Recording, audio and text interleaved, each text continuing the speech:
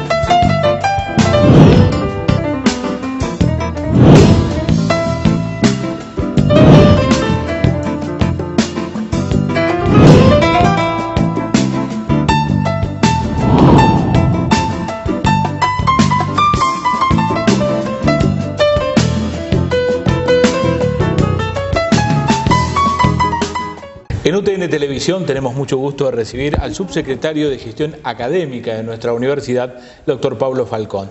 Pablo, el gusto de recibirte. Muchas gracias.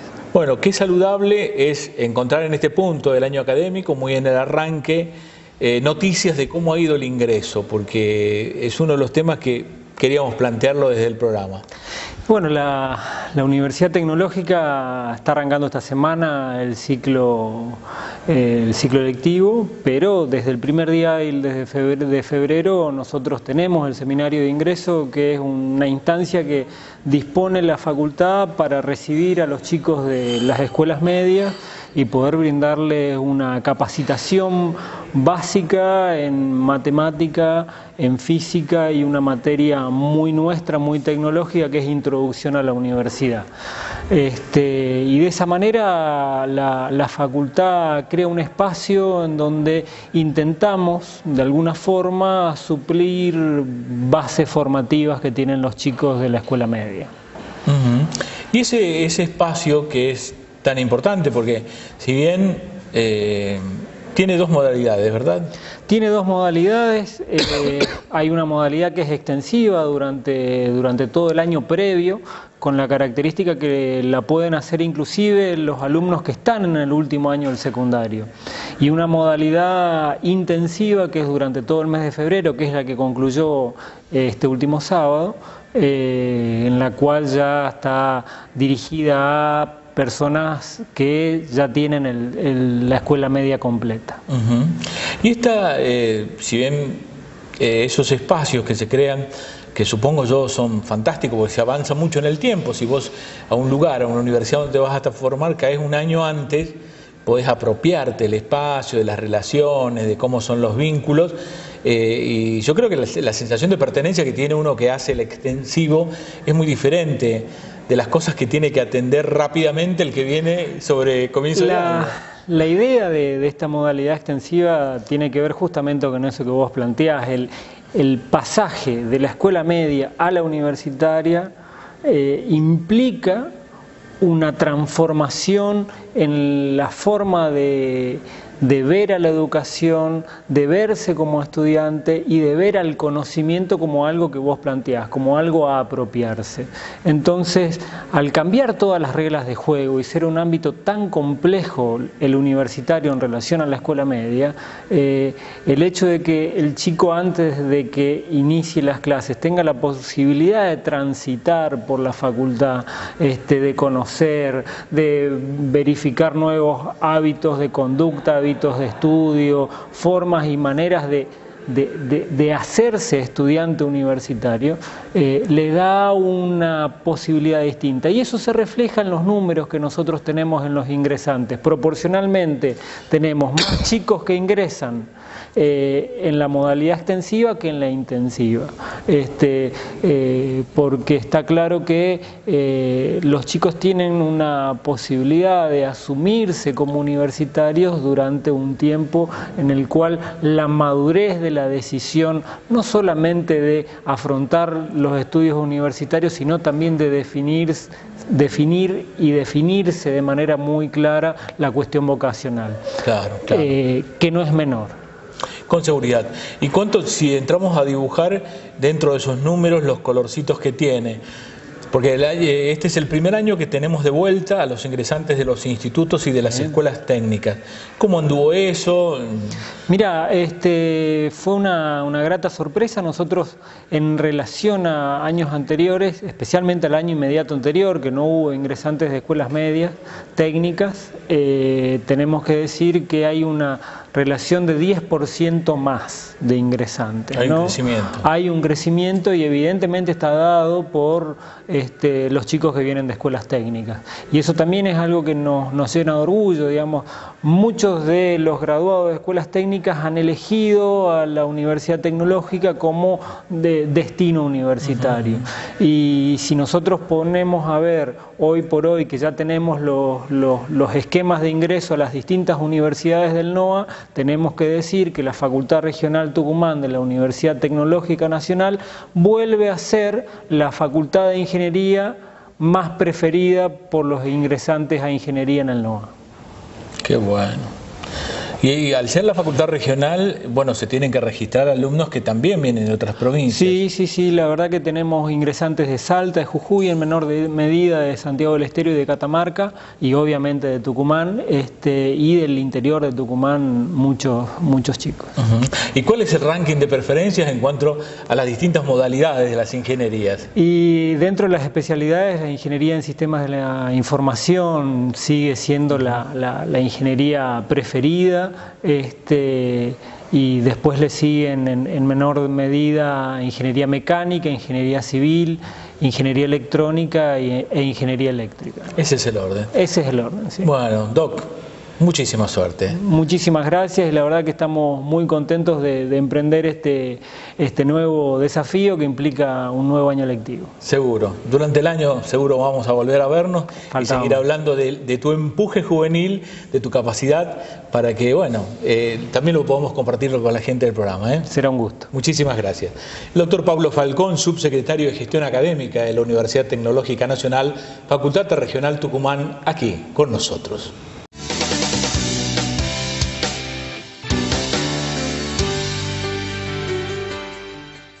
Hace 5 años que ingresé a la Universidad Tecnológica en la carrera de Ingenierías en Sistemas. ¿Cuántas cosas cambiaron desde que llegué? Un centro cultural, un nuevo departamento con aulas confortables y toda la tecnología, un laboratorio con todo lo que requiere tanto para el docente como el alumno. En mi facultad encontré mis mejores amigos, profesores de gran nivel, que nos enseñaron sobre todas las cosas a ser mejores personas.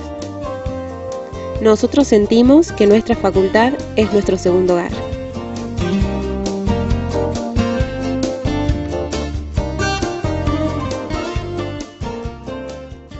La comunidad tecnológica ya cuenta con WhatsApp para contactarse con la Universidad Tecnológica Nacional, Facultad Regional Tucumán, a través del número 381-6982-029. Centro Cultural Ingeniero Juan Carlos Recalcati.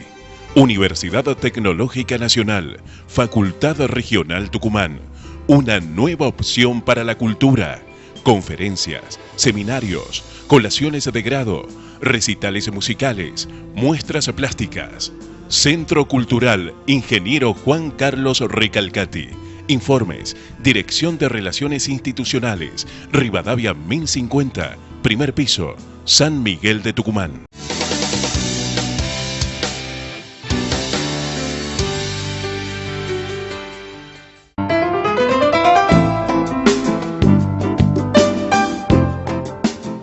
Carolina, bienvenida. Muchas gracias. ¿Cómo te ha tratado este tucumano hoy? Bien, muy bien, muy agradable como siempre, la gente, muy buena onda, es un placer venir acá.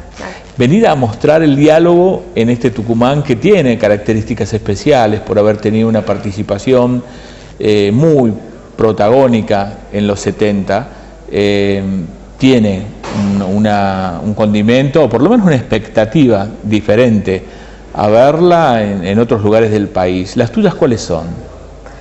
Bueno, lo que me gustaría que pase es que abra la puerta a la reflexión y a que cada uno cuente su experiencia con la película, porque en general suele ser muy rico el debate que se da después de cada proyección, porque la película tiene una combinación de ser intensamente reflexiva y pide como un esfuerzo del espectador en cuanto a que haga un análisis y a que incluso se replantee sus convicciones más arraigadas sobre esa época.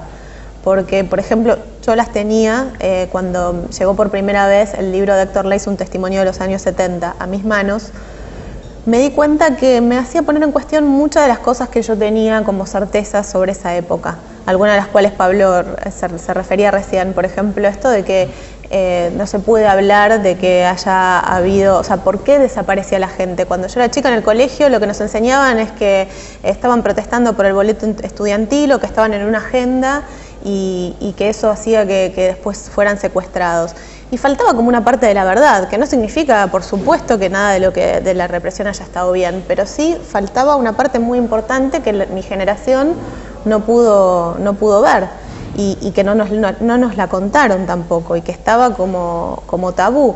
Entonces, la reflexión sobre eso por un lado, y ver a dos protagonistas que sufrieron muchas pérdidas también en esa época, Graciela de su hijo, Héctor de compañeros, y de una parte importante de su vida cuando se exilió, conmueve mucho, y esa mezcla entre la reflexión y la emoción hace que la gente quede muy impactada al final de la película, y en general promueve que comparta cada uno su experiencia, que cuenten sus historias alrededor de los 70 si las tienen, y los más jóvenes muchas veces lo que terminan diciendo es cómo los sorprendió conocer ese otro lado de la historia.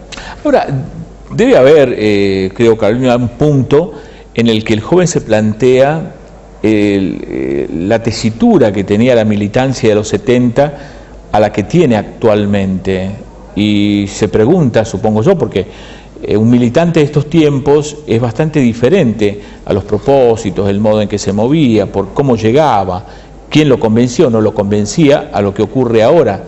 ¿Eso se plantea o vos crees que va a ser una etapa posterior de mayor profundidad en lo que dibuja, o por lo menos motivo, dispara el diálogo después de verse? A ver, Leis dice algo en la película en un momento cuando habla de la militancia y cuando habla de las diferencias entre los jóvenes de esa época que estaban interesados en la política y los de ahora. Dice que la democracia es un opio, la democracia es aburrida. Digo, la revolución suena mucho más atractiva y tiene un romanticismo que la democracia no tiene. Entonces, en la actualidad también lo que pasa, por un lado, es que te venden esa idea a los jóvenes muchas veces, o les cuentan la mirada romántica de la lucha armada, que es fácil de romantizar, por supuesto, porque eran jóvenes que realmente creían en esos ideales, que se equivocaron en la manera, a mi juicio se equivocaron en la manera de tratar de conseguirlos, pero que los ideales eran muy lindos y además que tenían una idea de camaradería y que suena atractivo por un lado. Entonces Leis decía, por un lado te hablan de la revolución y por otro te ofrecen un puesto con un muy buen sueldo. Es como algo bastante tentador militar desde ese lugar hoy en día, como muchísimos militantes que tienen un sueldazo, no corre en riesgo su vida como lo hubiera hecho en los 70 y sienten que son parte de una revolución. Pero después, por supuesto, hay otros tipos de militancia y hay gente que milita desde lugares sí comprometidos con la democracia, con las instituciones, que es, me parece, a lo que deberíamos llegar también a pensar después de ver la película. Porque también lo que pasó fue responsabilidad, en una cuota menor, por supuesto, pero yo creo que de todos los argentinos, porque hay como una tolerancia de la sociedad argentina al autoritarismo, me parece. Claro. Porque si no, no hubiéramos soportado tantos golpes de Estado, Montoneros no habría tenido la simpatía que tuvo en un momento de la clase media, de los jóvenes, Entonces también hay que replantearnos por qué no confiamos más en las instituciones y menos en las personas que nos prometen soluciones mágicas y rápidas, ¿no? Ahora, claro, había como preguntas cuando iban a trasladarse a filmar, a hacer la película, de que vos la tenías que dirigir, que era el estado de salud de uno de los protagonistas, el contraste que existe de las cosas que se habla, de los ingredientes que tiene, el enfrentamiento, las convicciones, los resultados de esos enfrentamientos y la belleza natural. Eso te bullía en la cabeza, ¿cómo vamos a hacer? O en principio no iban a tener esos espacios de los que contó Graciela, que algunos espacios de relax o para asumir los contenidos que acaban de aparecer en el diálogo, los daban los paisajes, un momento de tranquilidad, de sosiego. Bueno, ahí hubo como un debate entre Pablo Racioppi, Pablo Veluto y yo sobre cómo hacer la puesta en escena, ¿no? ¿Qué es lo que queríamos, además de contar? El diálogo entre dos personas, que en definitiva son dos personas mayores en una casa sentados hablando, y sostener toda una película con eso parecía bastante difícil. ¿Cómo sostenés el atractivo? Y yo quería, por ejemplo, contar más de la parte del detrás de cámara, cuando ellos se saludaban, fueron construyendo una relación que cada vez era como más íntima y cercana. Ellos ya habían empezado a tratarse por mail y por Skype anteriormente, pero cuando se conocieron hubo como un muy buen feeling entre todos, entre todo el grupo. Y especialmente entre Héctor y Graciela. Entonces contar cuando íbamos a comer, me parecía que contar a los personajes humanos detrás de estas personas que solo hablan de los 70 por un lado, pero que también tienen otros aspectos, era algo que podía ayudar. Y a Pablo Racioppi se le había ocurrido lo de la naturaleza, mostrar estos planos, que me parece que quedaron muy bien y que finalmente la película terminó usando esos espacios como un momento para poder respirar, poder procesar lo que se acaba de escuchar, ¿no? Para respirar. Bueno, Caro, de verdad nos encanta que vengan a hacerlo a Tucumán, que vengan a nuestra universidad, que esté en nuestra comunidad, fundamentalmente los estudiantes que no vivieron estos 70 tan bravos y que puedan conocer a Graciela Fernández Meijide, escucharla y bueno, verla también en el diálogo. La verdad que sí, para nosotros es un agrado venir acá y estamos muy agradecidos de que nos inviten nuevamente, porque yo ya había venido el año pasado con otro documental, así que siempre es un placer.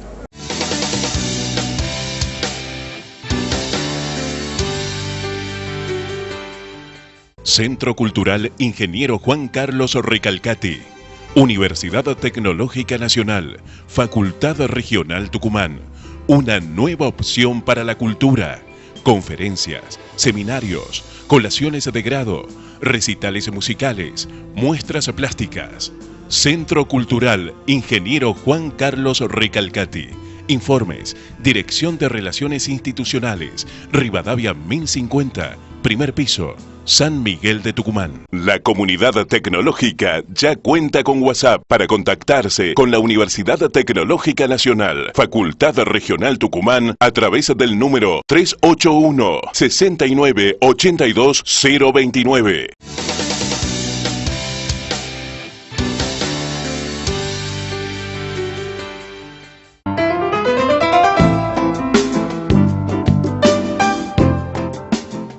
En UTN Televisión seguimos aquí hablando de la película El Diálogo, ahora con el productor Pablo Aveluto. Pablo, bienvenido a Tucumán. Bueno, muchas gracias.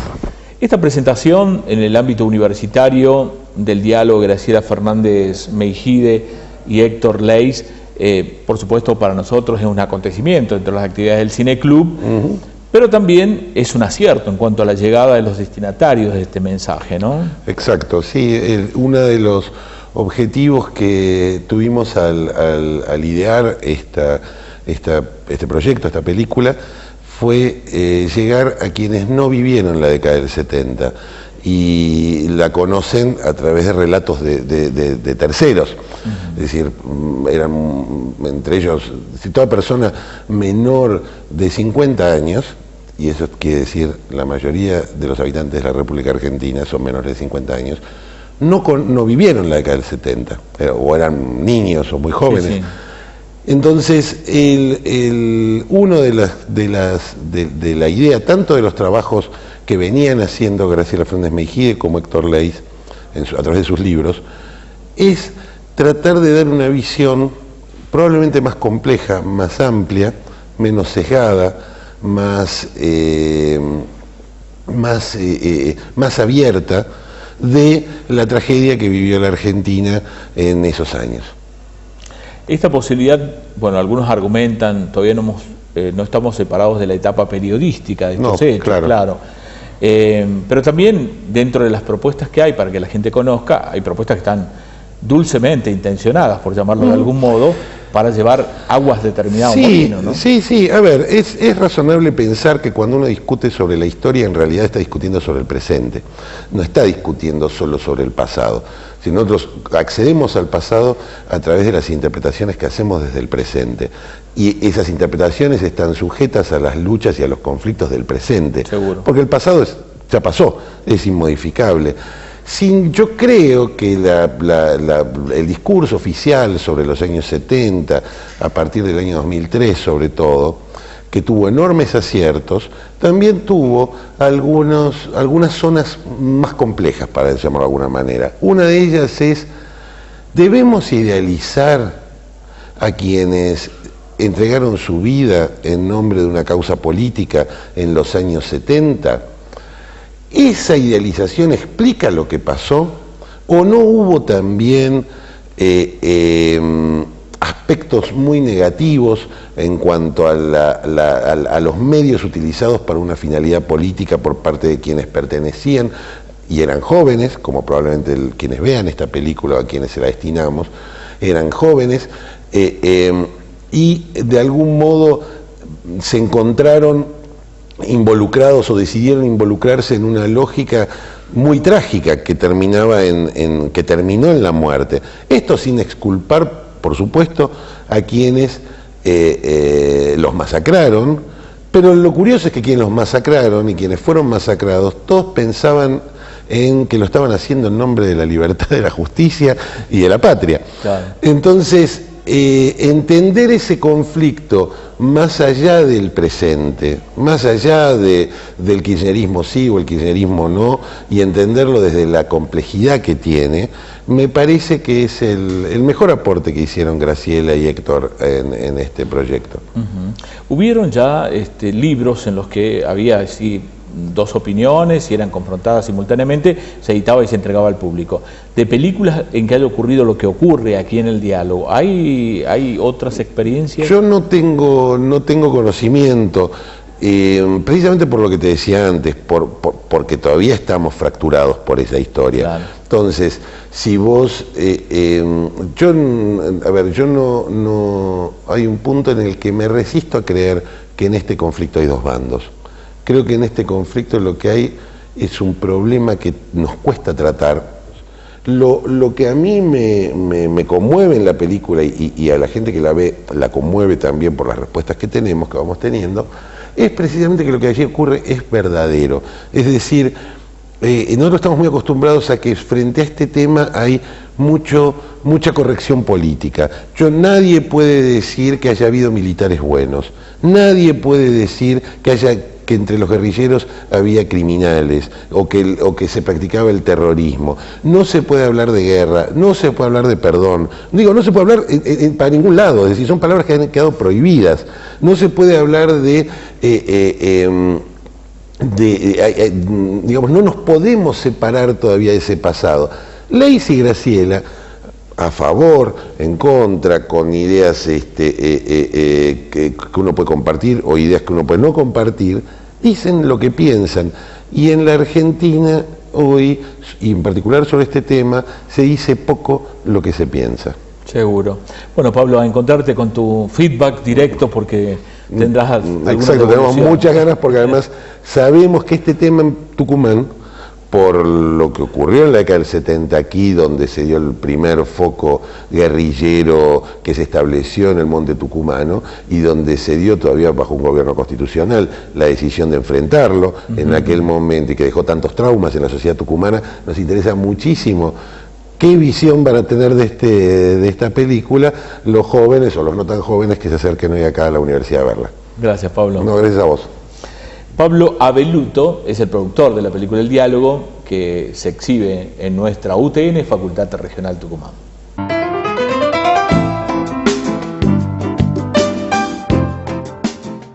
Y llegamos al final de UTN Televisión, el programa de la Universidad Tecnológica Nacional, Facultad Regional Tucumán. En 7 días, el reencuentro. Muchísimas gracias.